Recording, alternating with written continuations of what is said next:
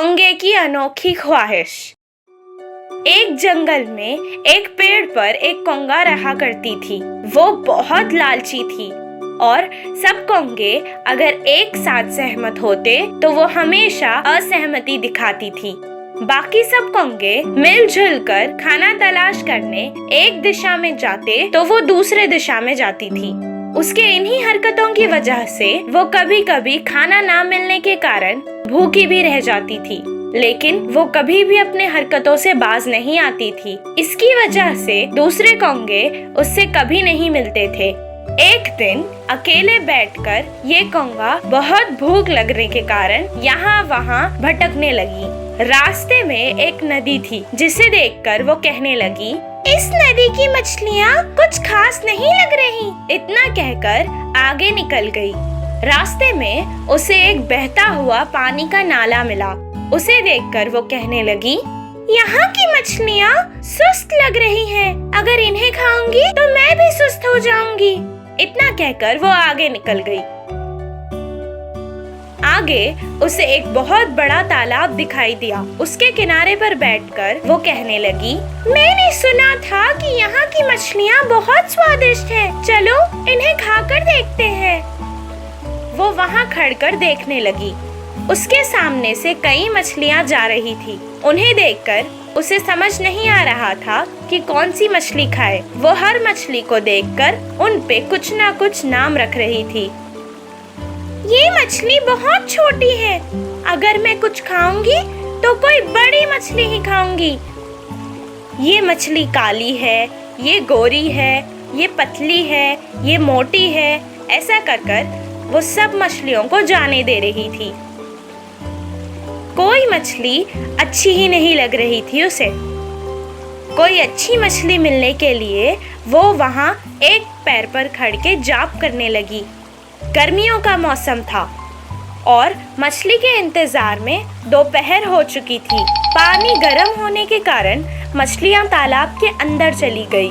वो वहाँ बहुत देर तक इंतजार करती रही, पर कोई भी मछली बाहर नहीं आ रही थी। अपनी जिद में वो भूखी ही रह गई और वहाँ से निराश होकर वापस अपने घर आ गई। इस कहानी से हमें ये शिक्षा मिलती है कि हमें जो भी खाने को मिले हमें उसी में संतुष्ट रहना चाहिए। जादुई सोने के सिक्कों का बक्सा। एक गांव में चंदू नाम का एक गरीब किसान रहा करता था। वो गरीब था लेकिन बहुत ईमानदार था। वो हमेशा मेहनत करता था। शायद भगवान उसका इम्तिहान ले रहे थे। जब भी उसे किसी चीज की जरूरत पड़ती तो वो गांव में एक कनकैया नाम के आदमी से ब्याज पर कर्जा लेता था। कनकैया बहुत कंजूस था। जब भी वो किसी को कर्जा देता था तो उनसे 4-5 गुना ज्यादा ब्याज लेता था। एक दिन चंदू खेत में खड़ के सोच रहा था कि वो इस कर्जे से बाहर कैसे आए।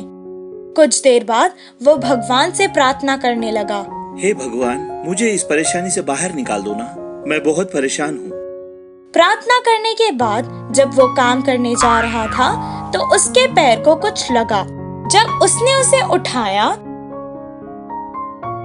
तो अचानक उसके सामने एक देवी प्रकट हुई और उसने कहा, चंदू, ये एक जादुई बक्सा है। इसमें तुम्हें एक सोने का सिक्का मिलेगा और जब जब तुम उस सिक्के को बाहर निकालोगे तो तुम्हें उस जगह पर दूसरा सिक्का मिलेगा। जितने सिक्के की जरूरत तुम्हें है उतने ले लो और फिर इस बक्से को तालाब में फेंक देना।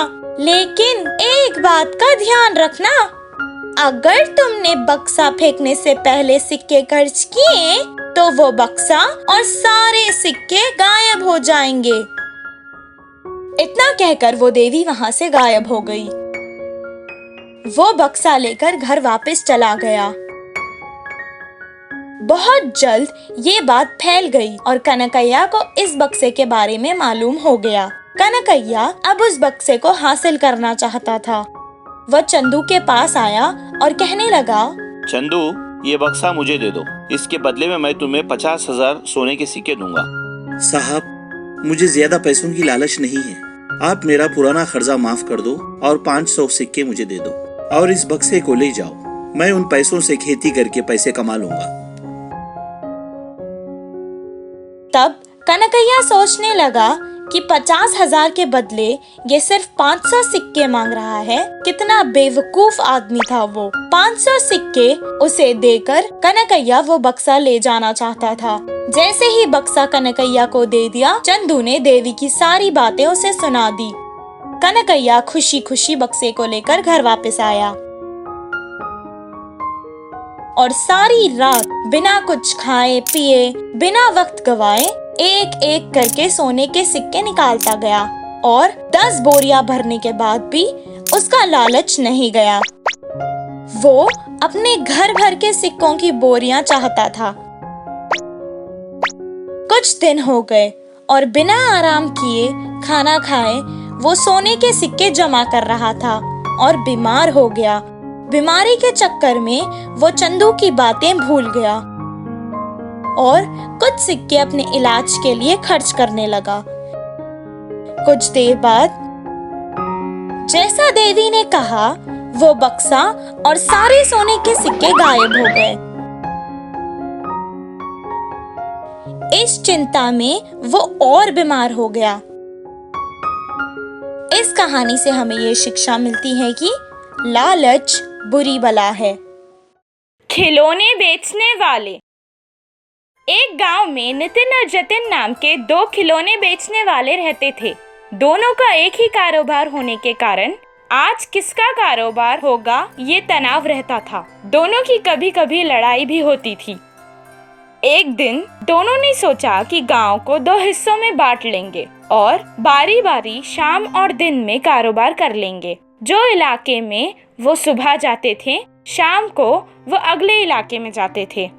ऐसे ही एक दिन में वो अकेले अकेले फिरकर सारे गांव में खिलौने बेचते थे। इससे एक दूसरे का सामना भी नहीं होता था और तनाव भी नहीं होता था।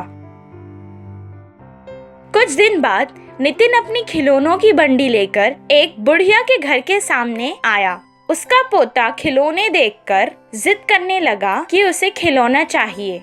बुढ़िया उसके पोते का पसंदीदा खिलौना बंडी से उठाकर उसका भाव पूछने लगी। नितिन ने उसका दाम बहुत ज्यादा लगाया। इतने पैसे उसके पास नहीं थे।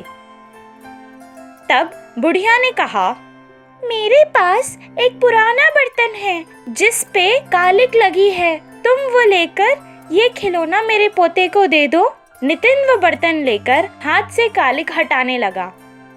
तब उसे पता चला कि वो सोने का था। उसके मन में लालच आ गया।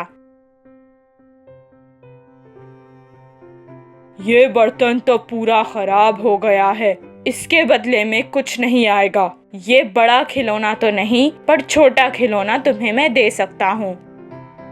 बच्चा जिद करने लगा कि उसे बड़ा खिलौना ही चाहिए। बुढ़िया कुछ नहीं कर पाई, इसीलिए वो बर्तन लेकर वापस अंदर चली गई। जतिन से किए हुए वादे के अनुसार उसका समय खत्म हो गया था, इसीलिए वो सोचने लगा कि अगले दिन आकर उस बुढ़िया से सोने के बर्तन के बदले छोटा खिलौना उसे दे देगा। कुछ देर बाद जतिन वहाँ खिलौनों की बंडी लेकर आया। बच्चा फिर उसकी बंडी को देखकर फिर खिलौनों की जिद करने लगा। फिर से उस बर्तन के बदले उसके पोते का पसंदीदा खिलौना खरीदने आई थी बुढ़िया। जतिन वो बर्तन देखकर पहचान गया था कि वो सोने का बर्तन था।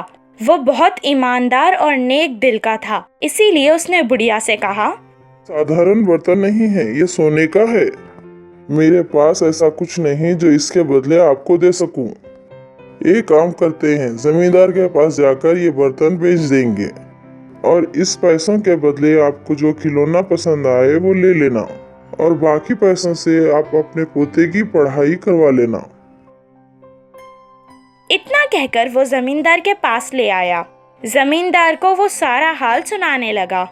उसने बुढ़िया से वो बर्तन खरीद लिया और उसके बदले उसे पैसे दे दिए और जतिन की ईमानदारी से खुश होकर जमींदार ने उसे एक इनाम भी दिया। अगले दिन नितिन वहाँ अपने व्यापार के लिए आया। उसके बेईमानी के बारे में सब गांव वालों को पता चल गया था, इसीलिए कोई उससे खिलौने नहीं ले रहा था।